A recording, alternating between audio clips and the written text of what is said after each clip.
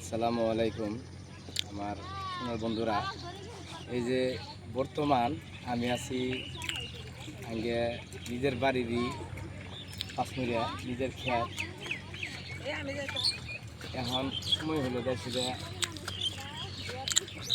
এই ধান কাটার সময়, এই সময়ে ধান কাটা যদি পাল্লা লাগছে, তার সাথে কথা হলো এখন ধান না গেলে বরবাদ না উঠলে আগের মধ্যজীবী মানুষগুলা, কৃষক মানুষগুলা চলে পাবো না। সেই জন্য ধান গাড়া হয় নাই।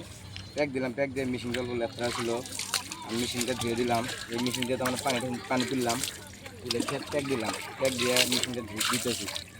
মেশিনটা ধুয়ে মেশিনটা শুকার পরে মুসমুনি, তার সাথে আপনারা সাথে থাকেন, আমি সাথে দেখাইতেছি, আপনারা দেখতে থাকেন।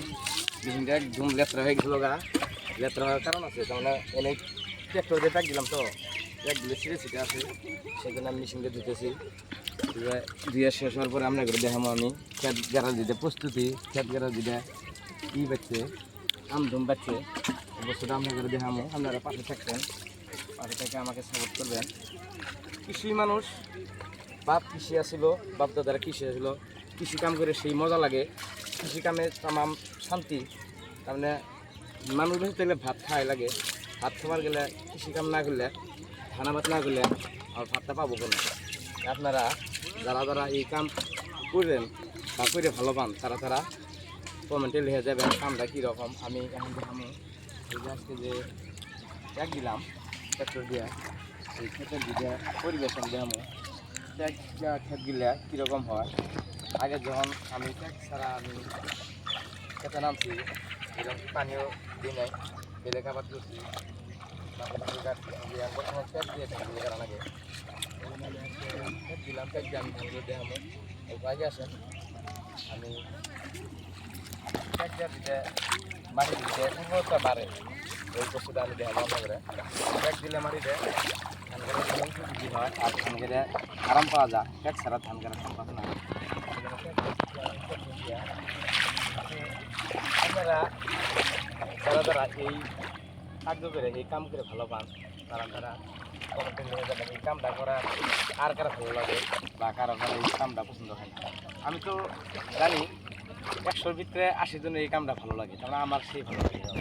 কৃষি কাম করলে আরামতে 1 বছর ভাত তুললে ভাতটা কিনে লাগবে না, মেলা বছরে হাই হয়। তাছাড়া যদি এই কামটা না করে বিজনেস করেন, যাই করেন, বিক্রি করেন, ভাতটা খাওয়া লাগবো। আর ভাতটা খাওয়া গেলে ঠান্ডা লাগবে। সেই জন্য আমি ভাত যারা করে গেছে এগুলো আমি দেখছি, শুনছি। সেখানে আমি আজকে মাঠে নামলাম, এই ক্ষেতের মধ্যে নামলাম।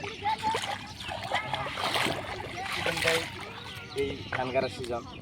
এর আগে একটা আবাদ গেছে ইরিজ আবাদ, কিন্তু ইরি আবাদ মাসে করো না, বেশ বহুল খরচ হয়, তেলের দাম বেশি। এই ক্ষেতটা করলে পানির অত প্রয়োজন হয় না, একসাথে পানি দিলে ক্ষেতটা উপযোগী হয়ে যায় ধরার জন্য। আর এদিকে আবাদ করলে আজকে যদি ধান কাটেন 1 মাস বা 1.5 মাস পানি দেওয়া লাগে। সেই জন্য এই আবাদটা বর্তমান বিলুপ্তির দিকে নাই।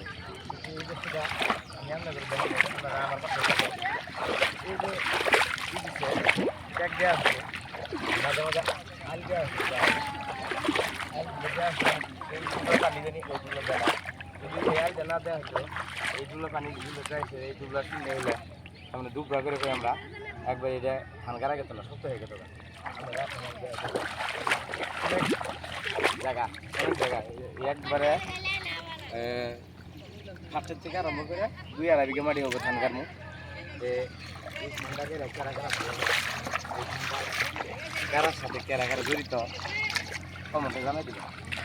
আমার এই কামটা আজকে আমি যে আসছি সকালে 6টা বাজে আরম্ভ করছি। যে 6টা বাজে আরম্ভ করে আপনি যাচ্ছি যে 3-4 ঘন্টা পানি দিচ্ছি। পানি দেওয়ার পরে ট্যাক্সি দিয়ে আমি ঠান্ডা কামড়া নিছি, কামড়া আসছে। বর্তমান বাড়ির মানুষ কাটতেছে, বাড়ির মানুষ ওটাকে দেখা যায়, বাড়ির মানুষ তার মানে ফুর্তি করে কাটতেছে। তার মানে ও মুখ দেখা যায় না, ধান সবাই কাটছে, আমরা হলো পাস করছি। তার মানে একটা দাস অল্প দেরি হলো, আর চাষ করা হলো দেরি হলো। সেই জন্য আমি এই ভিডিওটা করলাম। আপনারা যার এই ভিডিওটা ভালো লাগবে শেয়ার করবেন, কমেন্ট করবেন। আর কার এই কাম করে ভালো হয় কমেন্টে জানাই দেবেন। এখানে শেষ করছি। খোদা হাফিজ, আসসালামু আলাইকুম।